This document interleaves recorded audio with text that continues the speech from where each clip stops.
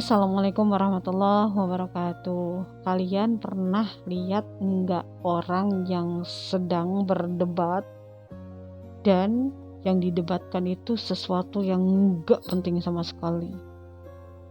Udah enggak penting ya didebatkan, ngotot lagi.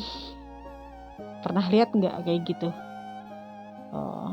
Jadi saya tuh pernah lihat ada satu orang yang mendebat salah satu pemateri mengenai guru dan ustadz.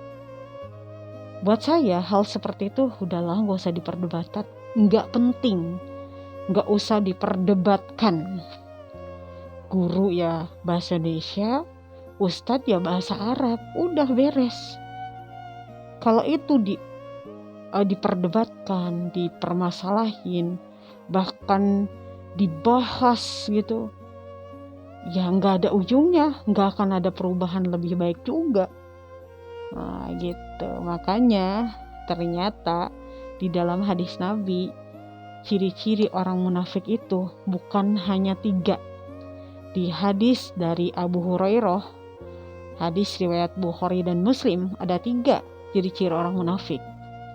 Yang pertama, apabila dia berbicara, ia berdusta. Yang kedua, apabila ia berjanji, ia melanggar. Yang ketiga, apabila dia diberi amanah, ia mengkhianatinya. Berbeda lagi hadis dari Amr bin Abdullah bin Amr bin As.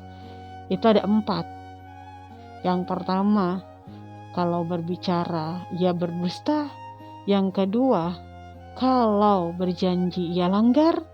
Yang ketiga, kalau diberi amanah ia mengkhianatinya. Dan yang keempat, kalau berdebat itu berlebih-lebihan atau melampaui batas atau nyolot.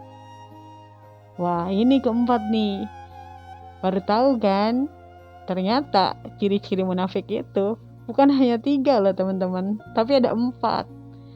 Nah, kita kalau misalkan suka banget berdebat, boleh-boleh saja, tapi jangan berlebih-lebihan dan melampaui batas, apalagi sampai nyolot.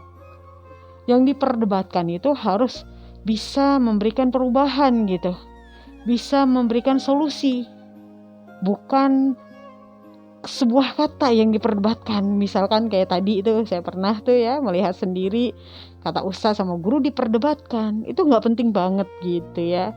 Kalau misalkan perdebatannya, misalkan ada salah satu kelompok A contohnya, kita kelompok B. Kelompok A-nya dia memperdebatkan kerudung itu budaya Arab, nggak wajib. Kita menjelaskan hasil daripada argumen dia, kerudung itu wajib, bukan budaya Arab, sebagaimana perintah Allah yang terdapat di dalam Quran surat An-Nur ayat 31. Katakanlah kepada perempuan yang beriman, hendaklah mereka menutupkan kain kerudung sampai menutup dadanya. Diperkuat lagi dengan hadis. Misal itu perdebatan yang positif, yang memang akan memberikan perubahan dan akan memberikan penambahan wawasan. Oh, berarti jilbab itu memang ada di dalam kitabullah dan sunnah, perintahnya jelas gitu ya. Ya itu ya teman-teman. Jadi kalau ada orang yang berlebihan dalam berdebat, nyolot, melampaui batas, itu tanda munafik yang keempat. Hati-hati. Terima kasih. Wassalamualaikum warahmatullahi wabarakatuh.